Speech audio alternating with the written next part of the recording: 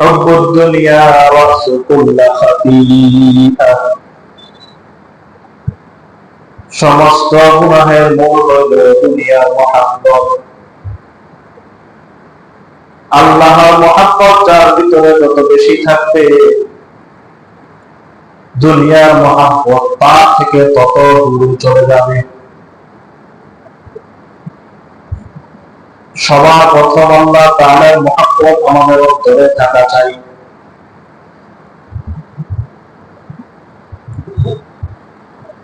আল্লাহর মহাব্বতের করেই, আল্লাহর মহাব্বতের রাস্তা ধরেই আমরা দুনিয়ার জাগতিক মাজাজি মহাব্বত, মাজাজি যে ভালোবাসা, সেটার মধ্যে অগ্রসর হব। স্ত্রীদের প্রতি আমাদের মহাব্বত রাখতে হবে, ছেলে সন্তানের প্রতি, মেয়েদের প্রতি আমাদের মহাব্বত রাখতে হবে। পিতা মাতার সহিত আমাদের ভালো আচরণ, ভালো মহাব্বত, ভালোবাসা দেখাইতে হবে। আত্মীয় স্বজন, বন্ধু বান্ধব সবার প্রতি আমাদের মহাব্বত, ভালোবাসা দেখাইতে হবে। দুনিয়ার মহাব্বত কামাইতে যাইয়া, দুনিয়ার মহাব্বত দেখাইতে যাইয়া মাঝে মাঝে আমরা আল্লাহর ভালোবাসা, আল্লাহর মহাব্বত অন্তর থেকে দূরে ঠেলে দিই, অন্তর থেকে চলে যায়। আল্লামা রুমি রাহমাতুল্লাহ আলাইহি কিতাবের মধ্যে লেখেন, লাইলি মজনু, লাইলি মজনু কি মহাব্বত, কি ভালোবাসা, মাজাজি ভালোবাসা তিনি বুঝাইতে চাইছেন। মাজাজি দুনিয়াবি ভালোবাসা কি জিনিস, আর তার থেকে বেশি মহাব্বত ভালোবাসা যে আল্লাহর প্রতি, এটা তিনি বুঝাইতে চাইতেছেন। যে লাইলি মজনু, মজনু লাইলিকে মহাব্বত করে, লাইলি মজনুকে ভালোবাসে, মহাব্বত করে। তারা বিভিন্ন সময়ে, বিভিন্ন ভাবে, বিভিন্ন প্রকারে ভালোবাসা প্রকাশ করছে, দেখাইছে। লাইলি মজনুকে ভালোবাসে, এই জন্য লাইলি মজনুর বাড়ির সামনে দাঁড়াইয়া থাকে এক নজর দেখার জন্য। লাইলির বাড়ির কুকুরও যদি মজনুর সামনে চলে আসে, তাকে মহাব্বত দেখায়, ভালোবাসা দেখায়।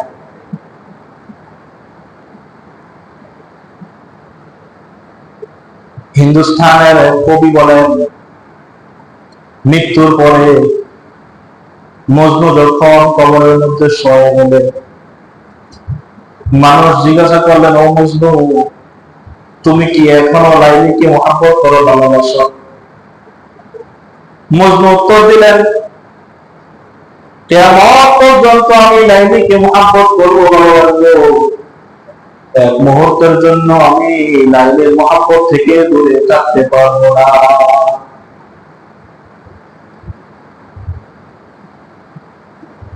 যখন মানুষ প্রেমে পড়ে, প্রেমে পড়ে না, প্রেমে পড়ে। এখন প্রেম বলতে তো আমরা বুঝি ওই যে ওই অবৈধ। অবৈধ কি প্রেম বলে? অবৈধ কি বলে?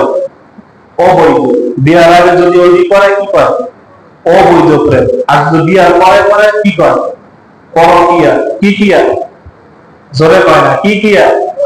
বিয়ার পরে যদি কেউ প্রেমে পড়ে, এটা কি কয়? পরকিয়া। বিয়ার আগে করলে অবৈধ, বৈধ কয় না, বৈধ কয়। এটা আমরা বা সাবজেক্ট বা বৈধ প্রেম, বৈধ ভালোবাসা। এখন প্রেম বলতে আমাদের জেহানের দিকে চলে যায়।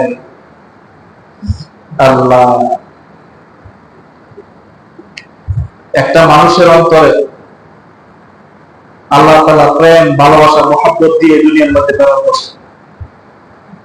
হয়তো ভিতরে আলো থাকবে, নূর থাকবে, আর নয়তো অন্ধকার থাকবে।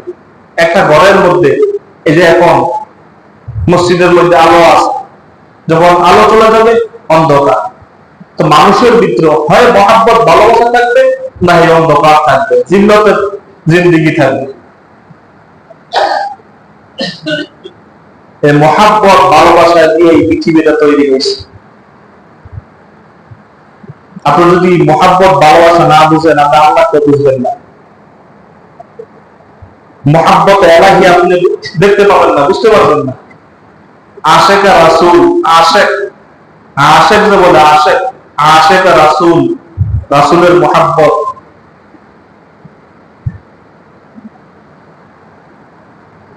এই রাসূলের মুহাব্বত, আল্লাহর মুহাব্বত, মানুষের মুহাব্বত, এগুলো অন্তরের মধ্যে থাকতে হবে।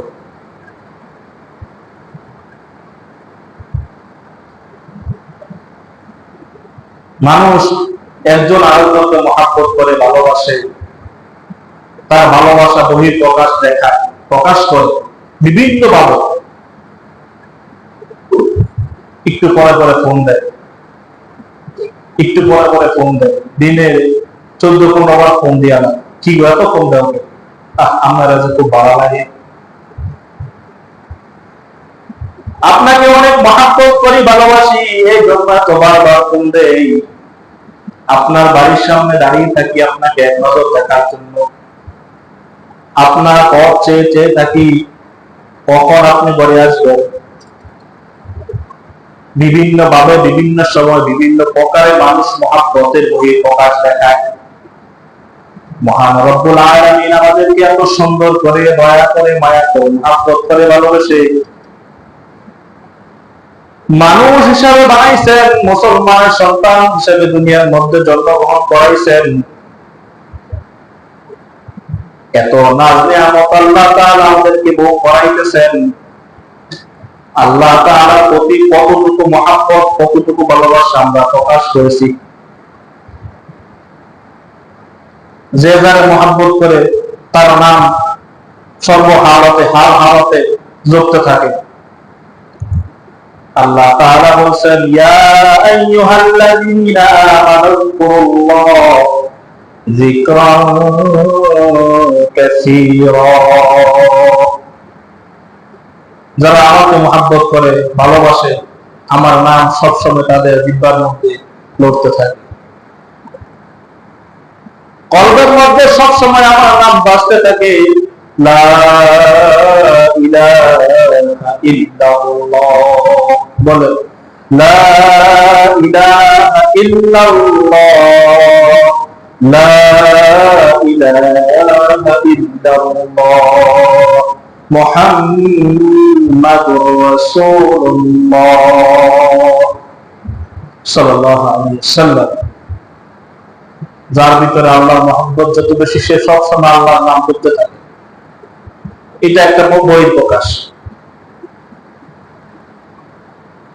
আল্লাহ তাআলা ভালোবাসার মহব্বত বহির প্রকাশের আরেকটা কারণ, 5 ওয়াক্ত আল্লাহর ঘর মসজিদে এসে হাজিরা দেওয়া, এটা হলো আরেক প্রকার। আরেক প্রকার মহব্বতের বহির প্রকাশ হলো জীবনে একবার, সেটা হলো কি? হজ করা। জীবনে একবার, এটা হইল আরেক প্রকার মহব্বতের বহির প্রকাশ। জীবনে একবার হজ করা। আরেকটা হইল সমর্থন হইলে আল্লাহর মহব্বত বহির প্রকাশ করা, সেটা হলো যাকাত আদায় করা। আরেকটা হইল সিরিজ, সিরিজ বুঝলি, সিরিজ আকারে মাহে রমাদানের 30টা রোজা, 30টা তারাবি আল্লাহ তাআলার মহব্বতে আদায় করা। চাঁদ দেখে রোজা শুরু করো, আবার চাঁদ দেখে রোজা ভাঙো, উদযাপন করো। যারা প্রকৃত ঈমানদার, মুত্তাকি, আল্লাহর আশিক, মাহে রমাদান যত চলে যায় তাদের কান্না তত বেড়ে যায়। কে কান্দো কেন লেগে? ও ভাই, মাহে রমাদান তো আগামীকালকে শেষ হয়ে যাবে। 30টা দিন রোজা রাখছি আল্লাহর মহব্বতে, 30টা দিন তাহাজ্জুদ করছি আল্লাহর মহব্বতে, নফল ইবাদত বেশি বেশি করছি মাহে রমাদানে আল্লাহর মহব্বতে। মাহে রমাদান চলে যাবে, আল্লাহর মহব্বত তো আমার থেকে আস্তে আস্তে কমে যাবে, এই জন্য কাঁদতেছি।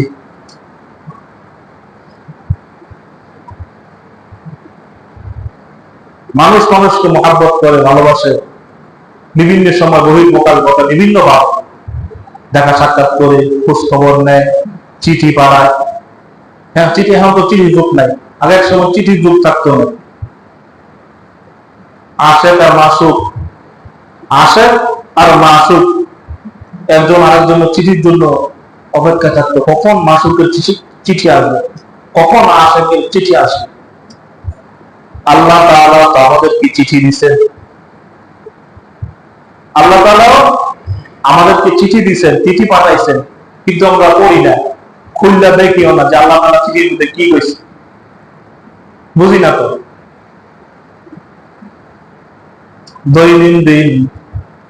দৈনন্দিন প্রত্যেক নামাজের পরে একটা করে চিঠি আমাদেরকে দেওয়া আছে।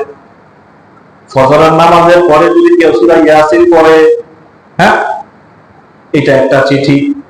যোহরের নামাজের পরে সূরা ফাতিহা পড়ে, এটা একটা চিঠি। আসরের নামাজের পরে সূরা নাবা পড়ে, মাগরিবের নামাজের পরে সূরা ওয়াকিয়া পড়ে, এশারের নামাজের পরে সূরা মুলুক পড়ে।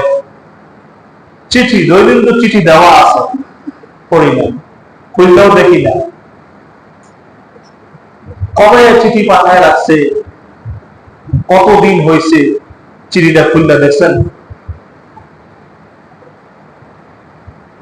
আমরা আল্লাহ আসে মাসুক দাবি করি, আল্লাহকে মহাব্বত করি, অথচ মাসুকে আসে চিঠি পাঠাইছি, কবে যে খুললে দেখছি মনে হতো না। মনে আছে? এমন অনেক মানুষ আছে যার ঘরের মধ্যে কোরআন শিখ পর্যন্ত নাই।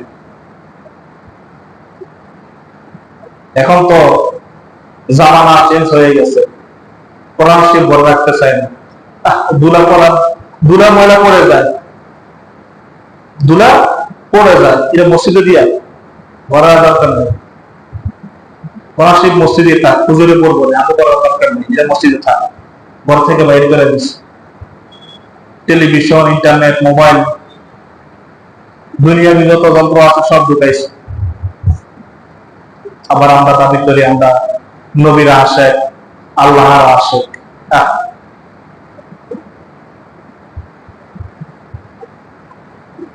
মানুষ মানুষকে মহাব্বত করে, ভালোবাসে কয়েকটা কারণে। সৌন্দর্যের কারণে একজন আরেকজনকে মহাব্বত করে ভালোবাসে। হ্যাঁ, বাগানটা কত সুন্দর, একটু দাঁড়াই থাকি। বিভিন্ন জায়গায় মানুষ ভ্রমণে যায়, কি দেখতো? আল্লাহর সৌন্দর্য দেখতো নাকি? পাহাড়, পর্বত, নদী, নালা, গাছপালা, কত প্রকৃতি সুন্দর আল্লাহ তাআলা দিয়ে রাখছেন। এই সৌন্দর্য দেখার জন্য হাজার হাজার টাকা খরচ করে, বিভিন্ন জায়গায় ভ্রমণ করে, শ্রমণ করে। একজন আরেকজনকে মহাব্বত করে ভালোবাসে সৌন্দর্যের কারণে। তার চেহারা কত সুন্দর করে আল্লাহ বানাইছে, প্রেমে পড়ে যায়। অথচ আল্লাহ তাআলা যিনি এত সৌন্দর্য বানাইছেন, এত সৌন্দর্য সৃষ্টি করছেন, তিনি জানি কত বড় সুন্দর।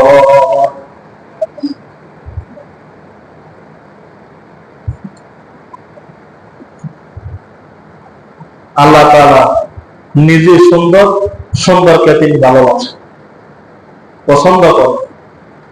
তো সৌন্দর্যের কারণে যদি আমরা একজনকে আরেকজনকে মহব্বত করি, ভালোবাসি, তা আল্লাহ কত সুন্দর,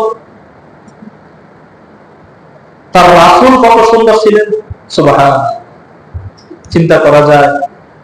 ভালোবাসবেন নবীকে, যদি সৌন্দর্যের কারণে ভালোবাসতে হয়, তো দুনিয়ার সবচেয়ে বেশি সৌন্দর্যের মালিক হলেন আমাদের নবী মুহাম্মদ রাসূলুল্লাহ সাল্লাল্লাহু আলাইহি ওয়াসাল্লাম।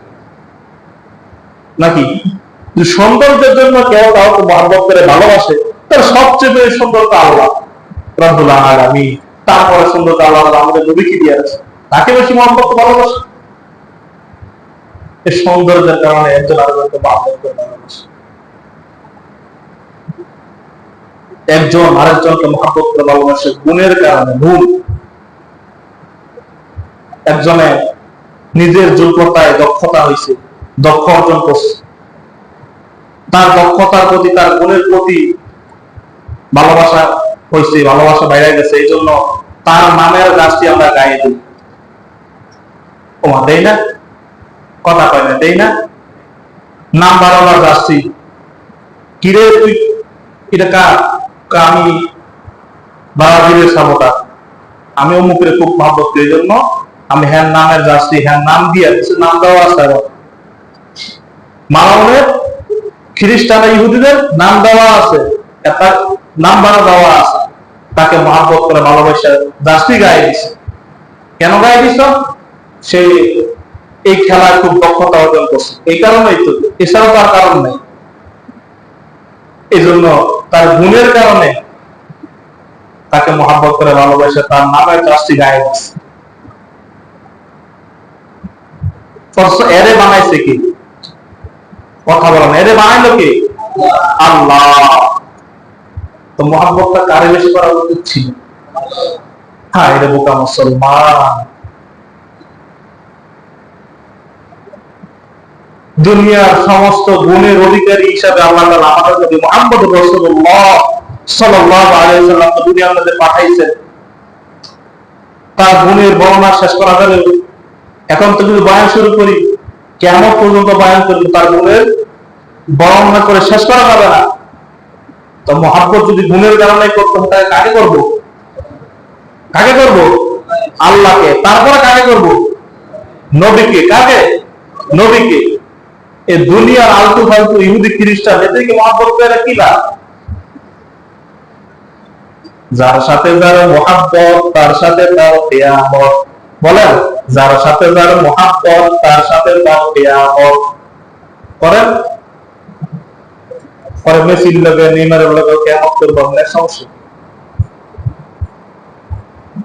নবীর মহাব্বত কইরা নবীর একটা সুন্নত প্রেরণ পর্যন্ত পালন করতে পারলেন না। এখানে অনেক মানুষ এখন আছে, আল্লাহর রাস্তে কেউ নিজের ব্যক্তিগত নিবেন না, আমি আলোচনা করতেছি সবার জন্য। এখানে কত মানুষ আসছে যে আজকে শুক্রবার দিন, আজকে শুক্রবার দিন আল্লাহর মসজিদে আসবো নামাজ পড়তে, একদিনে তো আসি, মুসলমানের পোশাক পরে আসতে পারেনি। মুসলমানের, আমাদের মুসলমানের একটা পোশাক আছে না, নাকি নাই? আমাদের পোশাক আছে, তারা আমাদের পোশাক পরে না, আমাদের পোশাকের বিরোধী করে তারা নিজস্ব পোশাক বানাইছে, তাদের পোশাক আমরা পছন্দ করছি। অথচ নবী করিম সাল্লাল্লাহু আলাইহি ওয়াসাল্লাম আমাদেরকে পোশাক বাতায় দিয়ে গেছেন, এই পোশাক তোমরা পরো। আমরা আল্লাহর মসজিদে আসি ইবাদতের জন্য, যদি মহাব্বত ভালোবাসাই থাকতো, আল্লাহর মসজিদে যাইতেছি সুন্দর পরিপাটি হয়ে, আতর গোলাপ লাগিয়ে, সুন্দর লম্বা একটা জামা পরে, একটা পাঞ্জাবি পরে, যুদ্ধ করতে হবে না আমাদের মতন, অন্তত হাঁটুর নিচ পর্যন্ত যায়, তাইলে সুন্নত আদায় হয়ে যায়। এমন একটা পাঞ্জাবি পরে, মাথায় টুপি দিয়ে সুন্দর করে আল্লাহর মসজিদে আসতাম, তাহলে মহাব্বতের বহিঃপ্রকাশ এখান থেকে কিন্তু দেখানো যায়। কই থেকে দেখাইলে? মুসলমান বুঝার বিষয়, আল্লাহর মসজিদে আসবেন, কমপক্ষে শালীন পোশাক পরে, ইসলামিক পোশাক পরে আল্লাহর সামনে দাঁড়াবেন, যে আমি আল্লাহর সামনে দাঁড়াইতেছি, আমি ইসলামিক একটা পোশাক পরে দাঁড়াইতেছি, তা নিজের কাছেও ভালো লাগবে। আরো আগে বলছিলাম, 1-2 বছর আগে, যে কমপক্ষে 2টা জামা বানায় রাখবেন, 2টা টুপি বানায় রাখবেন, 2টা সেলা অথবা লঙ্গি বানায় কিনে রাখবেন, যে এটা আমি নামাজের জন্য বানাইছি, এটা আমি নামাজের জন্য বানাইছি, আমি শুক্রবার দিন, গরিবদের জন্য হজের দিন, ঈদের দিন, এই দিন আল্লাহর মসজিদে আসবো, সুন্দর করে আসি, নিজের কাছে ভালো লাগবে। সাদা একটা জামা পছন্দ দাঁড়াবেন, তখন দেখবো নিজের কাছে একটু কেমন কেমন লাগে। পরিষ্কার পরিচ্ছন্নতা ইমানের একটা অঙ্গ। সুন্দর, আল্লাহ সুন্দর, আল্লাহ সুন্দরকে মহব্বত করে ভালোবাসে, তখন আপনার মন দেখুন ফ্রেশ হয়ে যাবে, ব্রেনটা ক্লিয়ার হয়ে যাবে। দাঁড়িয়ে দেখেন, যখন একটা নতুন জামা আপনি পরবেন, দেখবেন আপনার কাছে কেমন লাগে, একটা ভাবি থাকে আলাদা, মনটা ফ্রেশ ফ্রেশ লাগে। আল্লাহর মসজিদে আসবেন, পবিত্র স্থান, আল্লাহর সামনে দাঁড়াবেন, ভালো একটা পোশাক পরে আসেন, 2টা জামা বানান, এইটা করবো না, দুনিয়ার ব্যাগ কিনবো, কিন্তু নামাজের জন্য আমি একটু প্রস্তুতি নিব, এটা আমাদের মধ্যে নেই। আল্লাহ তাআলা আমাদেরকে ইসলামিক শালীন পোশাক পরিধান করে আল্লাহর মসজিদে আসার তৌফিক দান করুন। সম্মানিত হাজিরিন, বলতেছিলাম যে গুণের কারণে একজন আরেকজনকে মহব্বত করে ভালোবাসে, অথচ গুণ পৃথিবীর মধ্যে আল্লাহ তাআলা আমাদের নবীকে সবচেয়ে বেশি গুণান্বিত করে দুনিয়ার মধ্যে প্রেরণ করেছে। আর একজন আরেকজনকে মহব্বত করে ভালোবাসে দয়ার কারণে। দয়া, আমরা মানুষ হলে দয়ার দাস, কথা বলে না, মানুষ দয়ার দাস। আপনি যদি একজন আরেকজনকে দয়া করেন, একজন আরেকজনকে সহযোগিতা করেন, সে আপনার কথা মানতে বাধ্য। অথচ আল্লাহ তাআলা আমাদেরকে কত দয়া করে, মায়া করে, মহব্বত করে ভালোবাসে। দেখেন, মানুষ বোবা মানুষ আছে না, বোবা, তাদেরকে আল্লাহ তাআলা জবান শক্তি কেড়ে দিয়েছে। সে জানে তার জবানের কত মূল্য। আল্লাহ তাআলা আমাদেরকে জবান দিয়েছে। বধির মানুষ আছে না, কানে শুনে না, আল্লাহ তাআলা দয়া করে আমাদেরকে কানে শোনার তৌফিক দিয়েছে। চোখে দেখে না, কানা মানুষ, আল্লাহ তাআলা দয়া করে মায়া করে আমাদেরকে দেখার মতন শ্রবণ শক্তি দিয়ে দিয়েছে, দৃষ্টি শক্তি দিয়ে দিয়েছে। কত মানুষ ব্রেনের মধ্যে একটা তার শুধু সিরা, একটা তার, বেশি না, একটা, তাকে আমরা পাগল বলি। আল্লাহ তাআলা আমাদের ব্রেন কত সুস্থ রাখছে। আল্লাহ তাআলা দুইটা পা আমাদেরকে দিছে, কত শুধু হাঁটতে পারি। যার পা নাই তার কাছে জিজ্ঞেস করেন পায়ে কত মূল্য। এই যে আল্লাহ তাআলা আমাদেরকে দয়া করছে, মায়া করছে, মহব্বত করছে, ভালোবাসে সুস্থ জীবন যাপন করার জন্য আমাদেরকে রাস্তা দেখায় দিচ্ছে। এর থেকে বড় দয়া আপনি কি পাবেন? কার কাছে পাবেন? আপনাকে আমি 1 লক্ষ টাকা দিন, ভাই আপনার একটা চোখ আমাকে দিয়ে দেন, দিবেন? বলেন দিবেন? জীবনও দিবেন না। একটা পা আপনি দিয়া দেন, দিবেন না। অথচ এর চেয়ে বড় দয়া কি হতে পারে? কত নাজ নিয়ামত আমরা খাইতেছি। এই যে গত কিছুদিন আগে, কয়েক বছর আগে যে করোনা এসে আমাদের কতটুকু শিক্ষায় দিল। এই যে শ্বাস আমরা নিতেছি, অক্সিজেন নিতেছি, কত হাজার কিলোগ্রাম আমরা অক্সিজেন নিতেছি, হিসাব আছে? অথচ এই করোনার সময় অক্সিজেনের কত দাম এটা বোঝা গেছে। ইহুদি খ্রিস্টানরা এই অক্সিজেনের প্রতি গবেষণা করতে যায়, এরা অনেক কষ্ট বানায়। যা এই অক্সিজেন কত দাম, আর আমরা দৈনন্দিন কত অক্সিজেন আমরা নিতেছি। এর চেয়ে বড় দয়া আর কি হইতে পারে? যদি মহব্বত ভালোবাসাই রাখতে হয়, করতে হয়, তাহলে সবচেয়ে বেশি দয়ার কারণে সবচেয়ে মহব্বত ভালোবাসা আল্লাহকে করা উচিত। তার কাছে আমরা দায়বদ্ধ। মানুষের একটু দয়া কারণে তার প্রতি মহব্বত ভালোবাসা বেড়ে যায়, আল্লাহর প্রতি কেন বাড়বে না? সম্মানিত হাজিরিন, আল্লাহর মহব্বত, আল্লাহর ভালোবাসা, এটা যে কত বড় একটা নিয়ামত। এখন যদি আমি প্রশ্ন করি, ভাই মসজিদে আসতেন কেন? অনেকে উত্তর দিবেন, হুজুর আল্লাহ তাআলা হুকুম করছে নামাজ আদায় করবে, এজন্যই তো আসি। কেন নামাজ আদায় করবেন? নামাজ আদায় করলে আল্লাহ তাআলা পরকালে জান্নাত দিবে। এই তো উত্তর তো এটাই দিবেন। এমন কয়জন মানুষ আছে, হুজুর আল্লাহর মহব্বত, আল্লাহর ভালোবাসা নিয়ে আসি, আমি জান্নাত জাহান্নামের আশায় আসিনি। খুব বড় বাণী কথা। যে আমরা নামাজ আদায় করে, আল্লাহ হুকুম আদায় করি, হয়তো কোনো একটা আশায়, কোনো একটা বিনিময় পাওয়ার জন্য।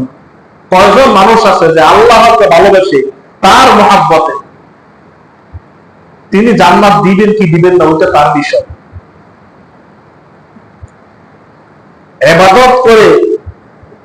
ইবাদত করে যদি জান্নাত পাওয়া যাইতো, তাহলে সবচেয়ে বেশি ইবাদতগার কে ছিলেন? মুআল্লিমুল মালাইকা, যে ফেরেশতাদের সর্দার ছিল ইবলিস, শয়তান। ইবাদত করে যদি জান্নাত পাওয়া যেত, তাহলে ইবলিস সবার আগে জান্নাত পেত। আল্লাহ তো জান্নাত দিবে দয়া করে, মায়া করে, হিসাবের যুদ্ধ যদি আটকায় দেয়, কেউ সামনে আগার কোন সুযোগ নাই। আল্লাহর মুহাব্বত, তার ভালোবাসায় তার ঘরে আসবেন, বহিঃপ্রকাশ ঘটাইবেন যে আল্লাহ তোমার মুহাব্বত, তোমার ভালোবাসায় আমি এই কাজটা করতেছি। যখন আল্লাহর মুহাব্বত অন্তরে চলে আসবে, আল্লাহর ভালোবাসা অন্তরে চলে আসবে, তখন আপনার হাত আল্লাহ হয়ে যাবে, আপনার চোখ আল্লাহর চোখ হয়ে যাবে, আপনার পা আল্লাহর পা হয়ে যাবে। আপনি যখন এক কদম আগাবেন, আল্লাহ তাআলা 3 কদম আগাবেন। সুবহানাল্লাহ।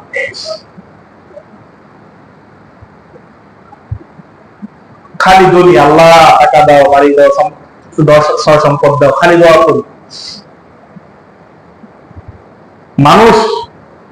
মানুষের ভিতরে আল্লাহর মহব্বত, দুনিয়ার মহব্বত তখন বুঝবেন যখন সে দোয়ার মধ্যে হাত তুলবে, আল্লাহ টাকা নাই, টাকা বাড়ায় দাও, আল্লাহ ক্ষমতা বাড়ায় দাও, আল্লাহ সম্পদ বাড়ায় দাও।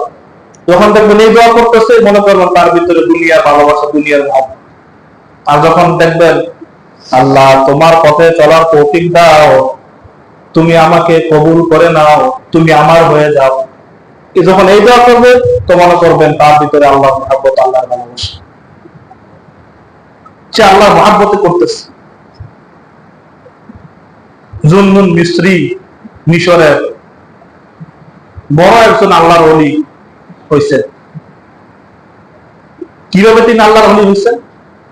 একবার বন্ধু বান্ধব মিলে একদিকে চাইতেছে, সফরে বাইরে হয়েছে, তো হঠাৎ এক জায়গায় বন্ধুরা বসলেন, একটা পাথর সরাইলেন, তাদের ধারণা হইলে এখানে মনে অনেক ধন সম্পদ আছে। তারা এটা খুঁড়লেন, খুঁড়া ধন সম্পদ পাইছে, আবার একটা আল্লাহর নাম লেখা একটা কাগজও পাইছে। তো জুন্নুন মিস্ত্রি বলতেছে, ভাই ও বন্ধু, তোরা ধন সম্পদ সব নিয়ে যা, আমাকে আল্লাহর নামটা দিয়ে দে। সুবহানাল্লাহ। জুন্নুন মিস্ত্রি বলতেছে, ও বন্ধু, ধন সম্পদ যা আছে তোরা বন্ধন করে নিয়ে যা, আল্লাহর নামের চিঠিটা, আল্লাহর নামের কাগজটা তোরা আমাকে দিয়ে দে। রাত্রে ঘুমাইছে, স্বপ্ন দেখছে, আল্লাহ তাআলা স্বপ্ন দেখাইতেছে, ও জুন্নুন মিস্ত্রি, দুনিয়ার মহব্বত, দুনিয়ার ভালোবাসা তোর ভিতরে নাই, দুনিয়ার সম্পদ তুই ছড়ে ফেলে দিছস, আমার নামের কাগজটা, আল্লাহ নামের কাগজটা তুই পছন্দ করছস, নিজের মধ্যে রাখছস, এই জন্য আমি তোকে পছন্দ করে দুনিয়ার সমস্ত বড় ওলি হিসাবে কবুল করে নিলাম।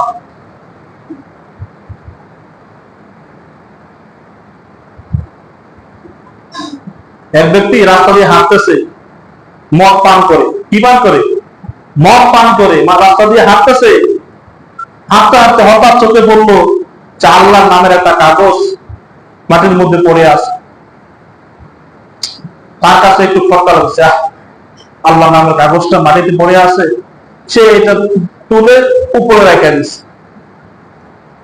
আল্লাহ তাআলা স্বপ্ন দেখাইছেন, ও বান্দা, আমার প্রতি মহব্বত, আমার প্রতি ভালোবাসা দেখাইয়া তুই আমার নামের কাগজটা জমিন থেকে উপরে উঠাইছস, আল্লাহ তাআলা আমি তোকে জমিন থেকে আমার আরশে মহল্লা পর্যন্ত উঠাইয়া নিলাম। মহব্বত, এই হলো আল্লাহর মহব্বত, ভালোবাসা। আল্লাহর জন্য হয়ে যান, দুনিয়া আপনার পায়ের নিচে চলে আসবে। আর আপনি দুনিয়ার জন্য হয়ে যান, দুনিয়ার পায়ের পিছে পিছে আপনার জড়াইতে হবে জিন্দেগি ভর। সম্মানিত হাজিরিন, আল্লাহর মহব্বত, ভালোবাসা ছাড়া কিয়ামতের দিন কেউ পার পাবে না। নবী করিম সাল্লাল্লাহু আলাইহি সাল্লাম, নবীজিকে আল্লাহ তাআলা মাকাম দিছে, মাকাম, যে মানুষ তারা 5 বার আমার কাছে আসবে, 5 ওয়াক্ত পড়বে, আপনি 6 ওয়াক্ত পড়বেন।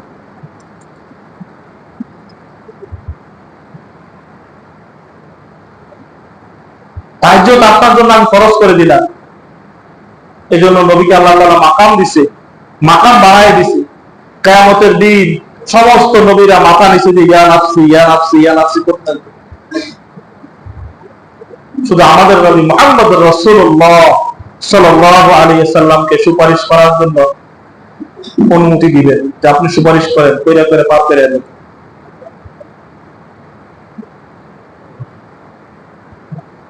قل إن كنتم تحبون الله فاتبعوني يحببكم الله।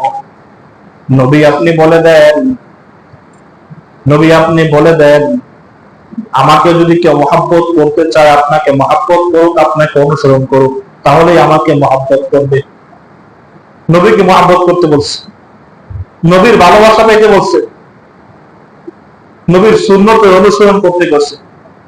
নবীর সুন্নত অনুসরণ করা ছাড়া, অনুকরণ করা ছাড়া আল্লাহর অনুসরণ, আল্লাহর মহব্বত পাইবেন না। কেমন জানি আপনার সন্তানকে যদি আমি মহব্বত করে ভালোবাসি 200 টাকা দেই, কেমন জানি আপনাকে মহব্বত করে ভালোবাসেন। কোন কোথাও বেড়াইতে গেলে আপনার সন্তানকে আদর করে মহব্বত করে ভালোবাসে, কেমন জানি আপনাকে মহব্বত করে আপনাকে ভালোবাসে। তো নবীর মহব্বত, নবীর সুন্নতের মহব্বত, নবীর অনুসরণ অনুকরণ ছাড়া আল্লাহর মহব্বত, আল্লাহর ভালোবাসা পাইবেন। এই জন্য আগে নবীর সুন্নত, নবীর মুখেই বললাম নবীর মহব্বত করে ভালোবাসি, নবীর সুন্নতের কোন খবর নেই।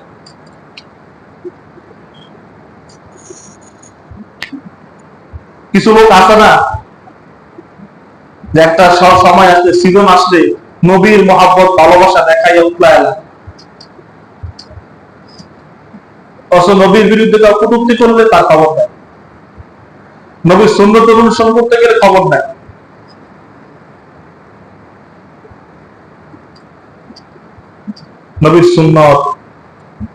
নবীর সুন্নতের অনুসরণ করাই নবীর মহব্বত, নবীর ভালোবাসা দেখা, বহির প্রকাশ ঘটা। আল্লাহ তাআলা আমাদেরকে আশিকা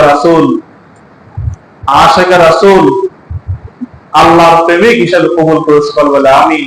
আল্লাহর ভালোবাসা, আল্লাহর মহব্বত আমাদের অন্তরে পয়দা করে সকল বলে আমিন। নবীর সুন্নত, নবীর অনুকরণ অনুসরণ করার তৌফিক দান সকল বলে আমিন। ওয়া আখিরু দাওয়ানা আলহামদুলিল্লাহি রাব্বিল আলামিন। ওয়া মা আলাইনা ইল্লাল বালাগ। সুন্নত পড়েন না, চাচা তাবলীগ